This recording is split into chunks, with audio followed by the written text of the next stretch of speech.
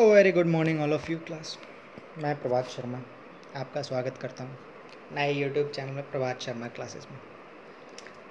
आज का हमारा टॉपिक रहेगा, आज हम क्वेश्चन आंसर्स की प्रैक्टिस करेंगे। आज हम देखेंगे हमारे बुक में कौन से क्वेश्चंस हैं। तो सबसे पहले हम NCERT के क्वेश्चंस करेंगे, उसके बाद फिर हम एक्स्ट्रा क्वेश्चन देखेंगे।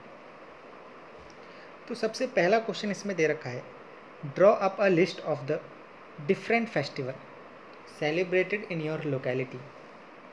तो मैं उन सभी त्योहारों की लिस्ट बनानी है, उन्हीं सभी फेस्टिवल्स की लिस्ट बनानी है जो तुम्हारे आसपास के एरिया में सेलिब्रेट किए जाते हैं, मनाए जाते हैं त्यौहार। Which of this celebrations are share by the members of different regionals and religious communities. और वो फेस्टिवल्स की लिस्ट बनानी है जिनमें हम आपस में सभी, चाहे किसी भी रीजन का हो, किसी भी एरिया का हो, किसी भी क्षेत्र का इंसान हो, सब आपस में मिलकर बनाते हैं। तो उन सभी फेस्टिवल्स की हमें लिस्ट बनानी है। आइए हम इसका आंसर देखते हैं। देखिए इसमें देखो लिस्ट बनी हुई है हमारी। तो हम सबसे पहले इसमें दे रखा है answer first point, Holi. Holi त्यौहार जो है वो हिंदूज़ भी बनाते हैं, सिख भी बनाते हैं और जैन भी बनाते हैं। तो होली त्यौहार ऐसा त्यौहार मनाया जाता है जिसको ये तीनों धर्म के लोग मनाते हैं। सेकंड दे रखा है दिवाली, बिल्कुल वही, इसमें भी वही कॉपी कर दिया है। इसको भी हिंदू, सिख और जैन लोग बनाते हैं, दिवाली को भी। ईद उल फित्र, ईद उल फित्र जो है वो मुस्लिम लोगों को के द्वारा बनाया जाता है। ये इस्लाम धर्म के लोग होते हैं, इन लोगों ने इस्लाम को धर्म को एक्सेप्ट किया होता है, फॉलो किया होता है, इसलिए वो ईद उल फित्र बनाते हैं। नेक्स्ट इसमें दे रखा है क्रिसमस। क्रिसमस तो क्रिश्चियन ही बनाते हैं। नेक्स्ट दे रखा है लोहड़ी। लोहड़ी जो है वो हिंदू के द्वारा भी बनाया जाता है प्लस सिख्स के द्वारा भी बनाया जाता है, यानी कि सिख लोग भी बनाते हैं और हिंदू भी बनाते हैं। इस दिन सभी लोग आग को जलाते हैं, उसके आसपास शक्कर लगाते हैं, गाने गाते हैं। ये एक्चुअली त्यौहार जो है, ये प्रमुख त्यौहार जो है वो सिखों का है। इस दिन प्रसाद में सभी बांटते हैं। ठीक, नेक्स्ट पॉइंट दे रखा है रक्षाबंधन।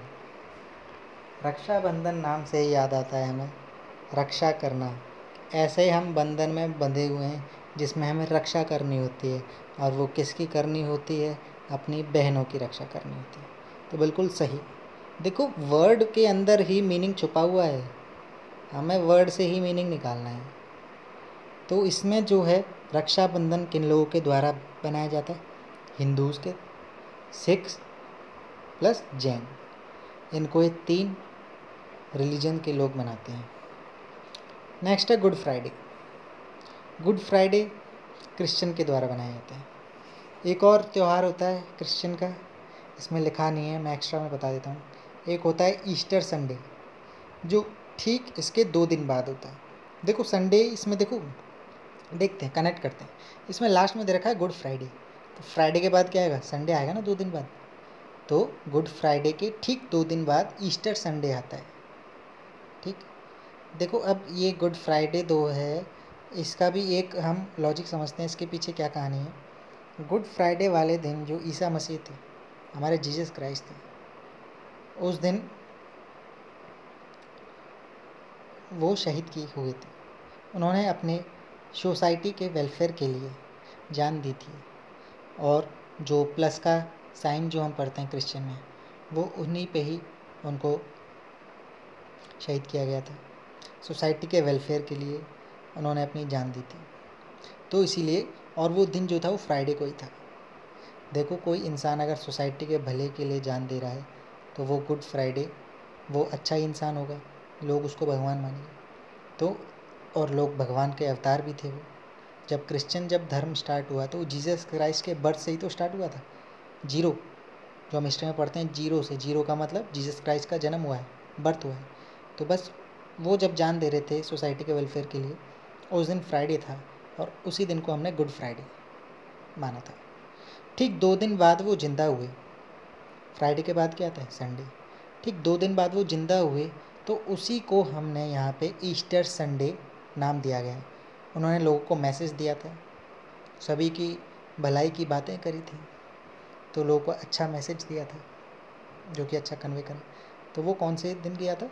संडे वाले दिन, तो उसको ईस्टर संडे भी। तो क्रिश्चियन का त्यौहार ईस्टर संडे भी मनाया जाता है।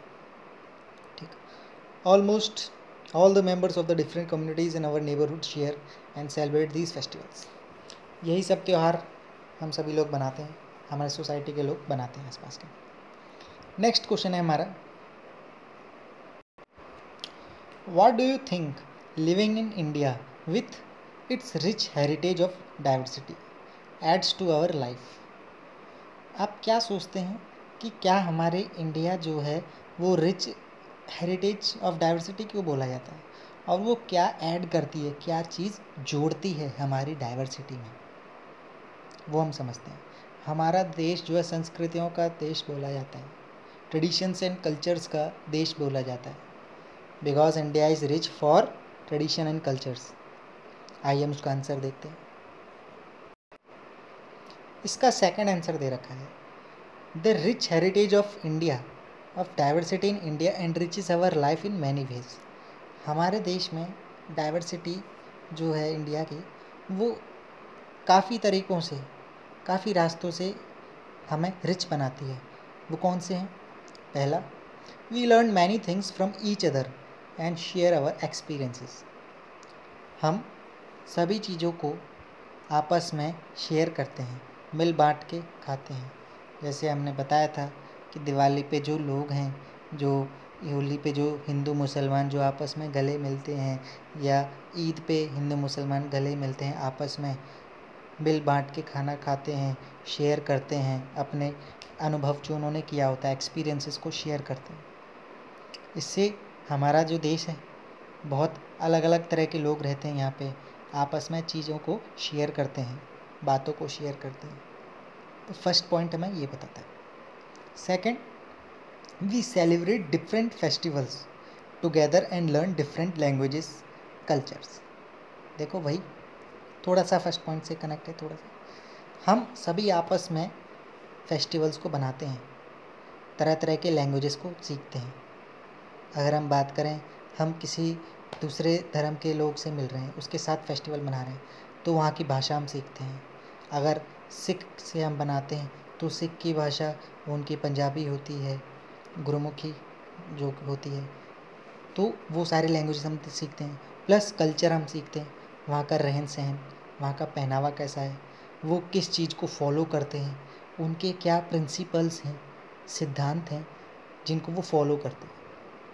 ठीक, तो ये सारी चीज़ें हमें देखने को मिलती है। जब अगर हमारा कोई नया दोस्त बना है, वो दूसरे रिलीजन का है, दूसरे धर्म का है, तो जाहिर सी बात है उसकी भाषा भी दूसरी होगी, प्लस उसके प्रिंसिपल्स भी दूसरे होंगे जिसको फॉलो करता होगा, जो उसके भगवान के द्वारा दिए गए होंगे। ठीक, उसके रहन सहन पहनावा भी अलग होगा। तो ये सारी बातें हमें बताई गई।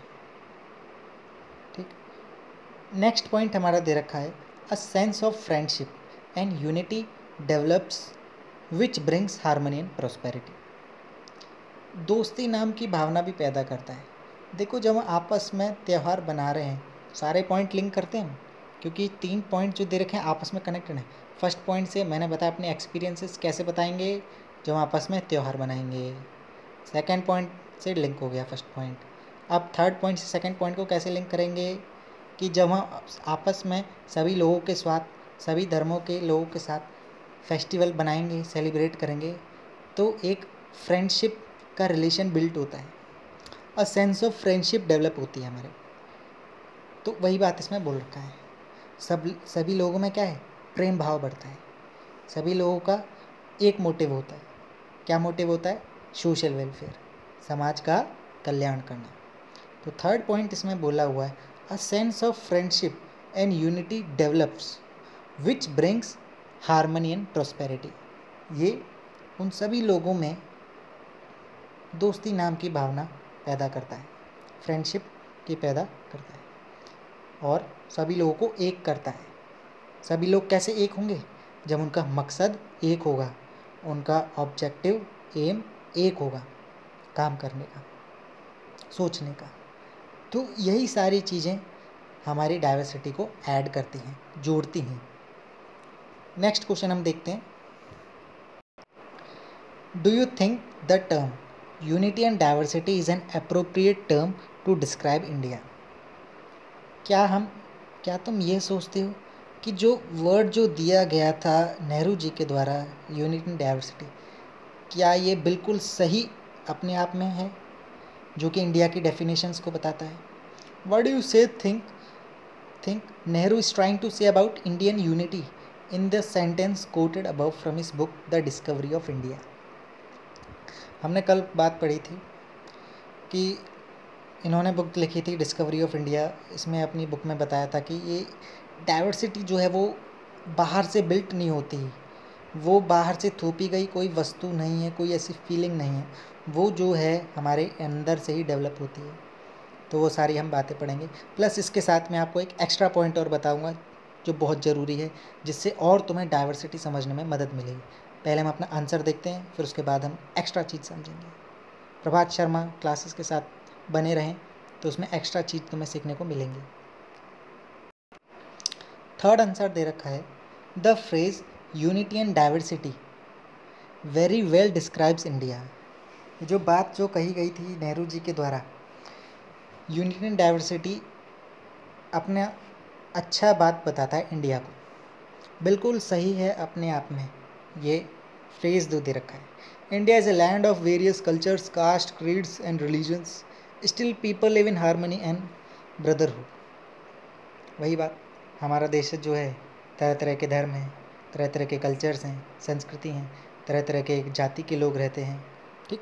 तो हमारे देश जो धरती जो है वो तरह तरह के लैंग्वेजेस बोली जाती हैं, फूड अलग अलग खाए जाते हैं, रहन सहन अलग है, भाषाएं अलग बोली जाती हैं।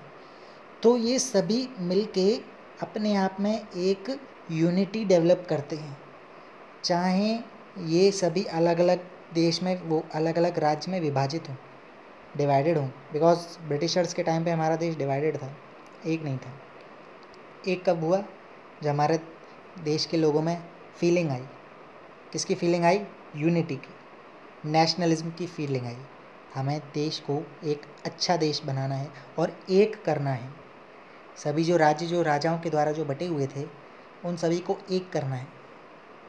लोगों ने पोएम्स के द्वारा, सिंबल्स के द्वारा ही तो एक किया था, ठीक। तो ये सभी मिलकर हमारी डाइवर्सिटी को बनाते हैं। They celebrate festivals together and share their joys and sorrows together. सभी आपस में प्रेम भाव की भावना को शेयर करते हैं। खुशी है तो खुशी को भी शेयर करेंगे, दुखी हैं, सैड हैं, तो उसको भी शेयर करेंगे। सब लोग इस दोनों फीलिंग को आपस में एक साथ लेकर आगे बढ़ते हैं। तो ये एक साथ होना ही हमारा यूनिटी कहलाता है। और लोग आपस में एक साथ रहेंगे, अगर अलग अलग तरह के लोग हैं, वो हमारे साथ एक साथ आगे बढ़ रहे हैं, तो लोग अलग अलग क्या हुए? डाइवर्स हुए, डाइवर्सिटी हुई लोगों में, डाइवर्सिटी। और वो एक होंगे तो यूनिटी एंड डाइवर्सिटी। इस यूनिटी एंड डाइवर्सिटी को हम बिल्कुल अच्छे से समझ सकते हैं, जैसे मैंने बताया। Differences in terms of cultures, religions and languages add enchantment and spice to our life. बिल्कुल, देखो, हमें खाना स्वादिष्ट कब लगता है? जब वो मसालेदार खाना हो, उसमें मसाला अच्छा डाला गया हो, ठीक। बिल्कुल यही बात डाइवर्सिटी पे भी अप्लाई होती है कि कल्चर्स हैं हमारे देश में, बहुत सारे संस्कृति हैं, रिलीजन्स, धर्म हैं, लैंग्वेजेस हैं। तो ये सभी जो है मसाले का काम करते हैं, और ये सभी लोगों को, जो डाइवर्स, जो बिखरे हुए थे, सभी लोगों को एक करने का काम करती हैं।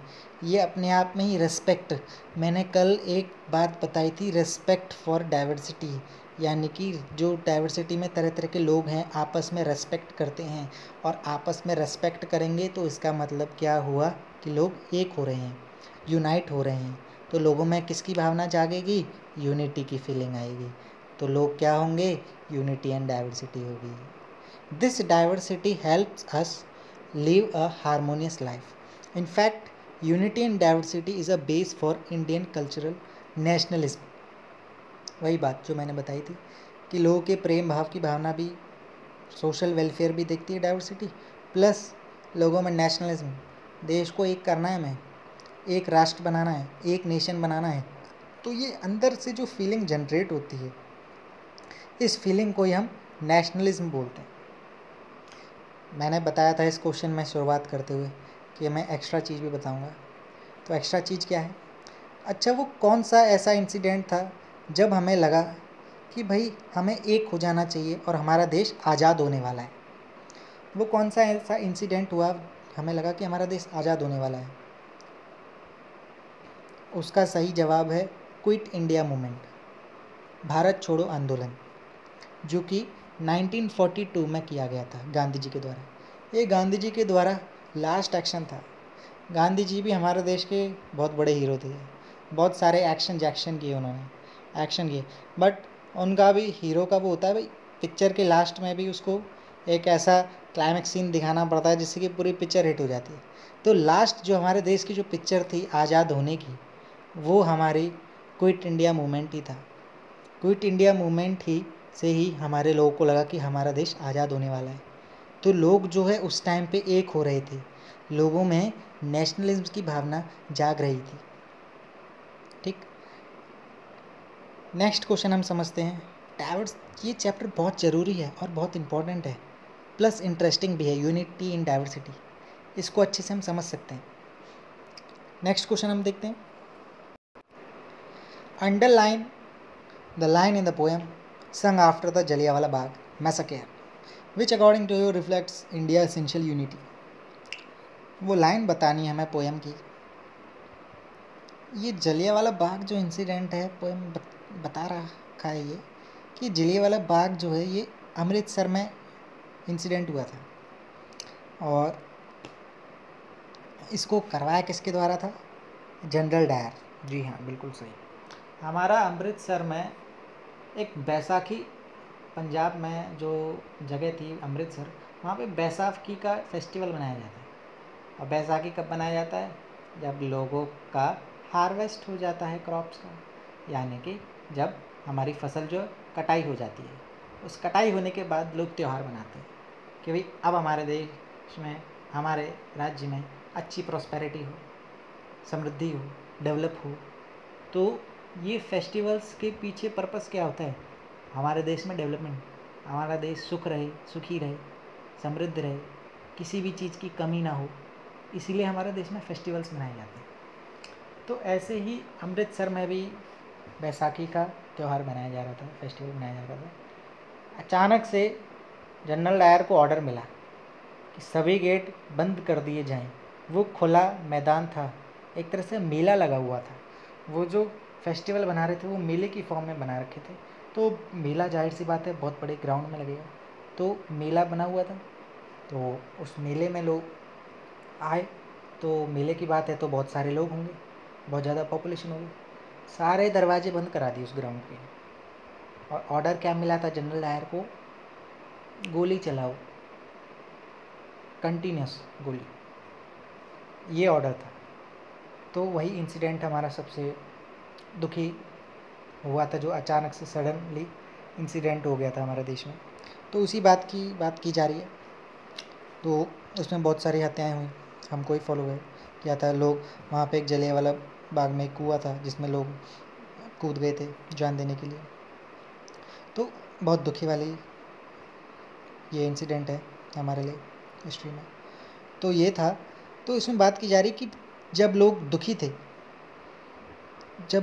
थे तो उनको एक कैसे करना था, उनको ढांढस कैसे बनाना था, उनको कैसे एक करना था। तो वो कौन सी लाइन गाई गई थी लोगों के द्वारा, राइटर्स के द्वारा, पोइट्स के द्वारा जो पोएम में गाई गई थी, वो कौन सी लाइन थी? देखते हैं हम ज़रा। ये लाइन दे रखी है, बहुत ज़रूरी है, जरा हम पढ़ते हैं। The line, the blood of Hindus and Muslims flow together today reflects India's essential unity. हमारे देश के लोग जब ब्रिटिश सरकार के खिलाफ लड़ाई लड़ रहे थे आज़ादी की, तो लोग एक थे, यूनाइट थे। तो वो कौन से लोग थे? हिंदू मुस्लिम भी थे। तो ये बात बताई गई थी कि उन हिंदू मुस्लिम में भी एक ही ब्लड फ्लो होता है, और वो किस देश के नाम का ब्लड फ्लो होता है? इंडिया के देश के लोग। भारत के नाम का ब्लड फ्लो होता है, बिकॉज उन्हें भारत को, इंडिया को आज़ादी दिलानी है। उसी के पीछे वो क्रांति कर रहे हैं, उसी के लिए वो आंदोलन कर रहे हैं। आज़ादी दिलाने के लिए ही इनकी रगों में जो खून दौड़ता है, चाहे वो हिंदू हो या मुसलमान हो, वो भारत देश का खून दौड़ता है। लोग एक होते हैं, लोग, हमें देश को एक करना है। तो ये बात हमारे पोइट्स ने लिखी।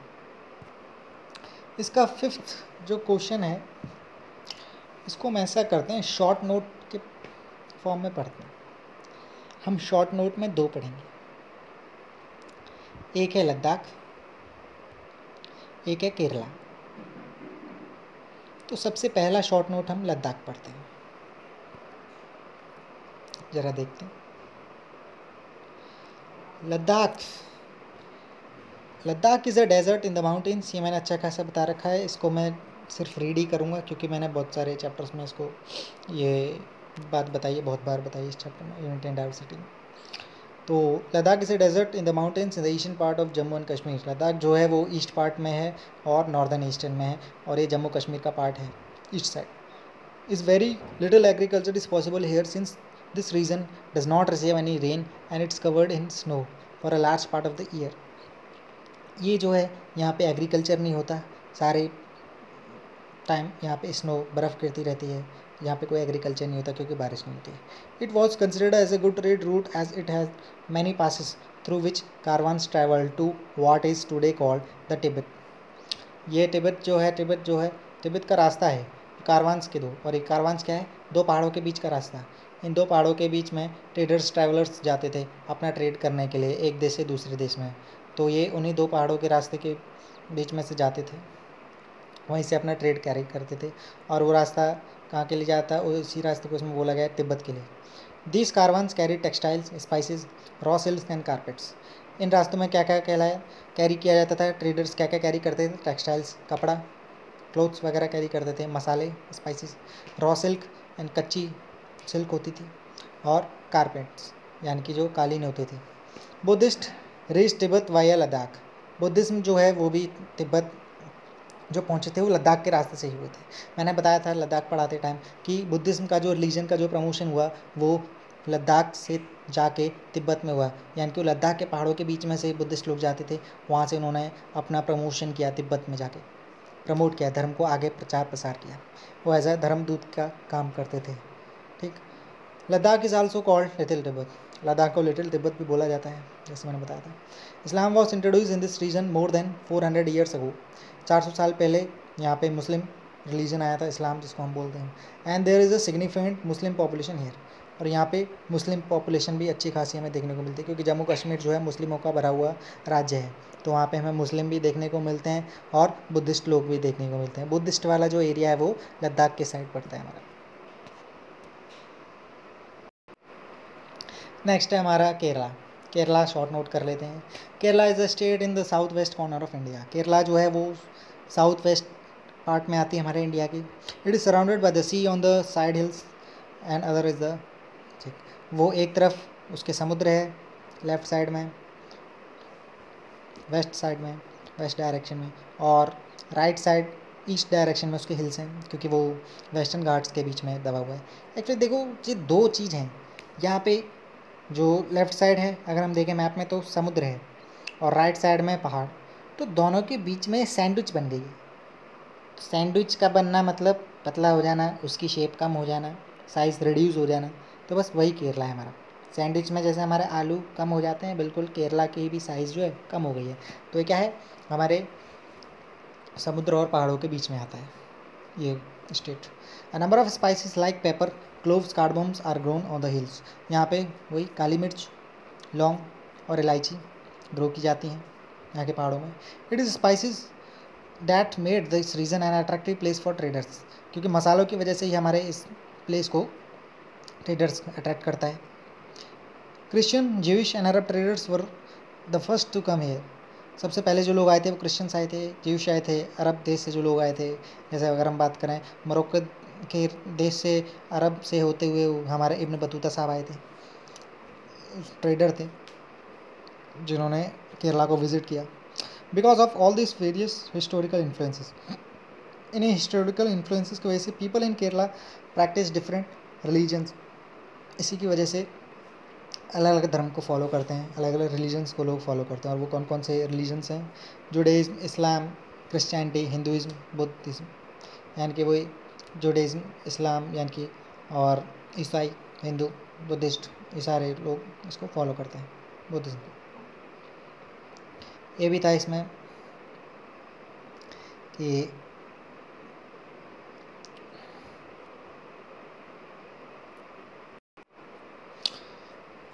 इसमें हमने ये भी बात बताई थी कि ये जो केरला जो है वो चाइनीज़ इन्फ्लुएंस से ज़्यादा अट्रैक्टेड है, चाइना का इन्फ्लुएंस है इस पर ज़्यादा। वो कैसे? जैसे हमने 2 वर्ड पढ़े थे इसमें, 2 टर्म पढ़े थे, चीना वाला जिसको हम फिशिंग नेट बोलते हैं, जो कि चाइनीज़ से ही इन्फ्लुएंस है, और दूसरा पढ़ा था चीना चट्टी, जो कि फूड यूटेंसिल्स की फॉर्म में यूज़ होता है। तो ये सारी केरला में हम ये भी चीज़ ऐड कर सकते हैं कि वहाँ पे जो फूड है वो कौन सा खाया जाता है, वो राइस प्रोडक्ट खाते हैं, फ़िश खाते हैं, ठीक, वो सारी हम बातें कर सकते हैं। Okay, thank you class. यहाँ पे तुम्हारा ये क्वेश्चन आंसर्स का भी सेशन ख़त्म होता है। नेक्स्ट हमारी क्लास होगी ज्योग्राफी की, जिसमें हम ज्योग्राफी में नेक्स्ट सेकंड चैप्टर पढ़ेंगे। इसका नाम रहेगा लैटिट्यूड्स एंड लॉन्गिट्यूड्स, ग्लोब में जो हम देखने को मिलते हैं। Okay, thank you class.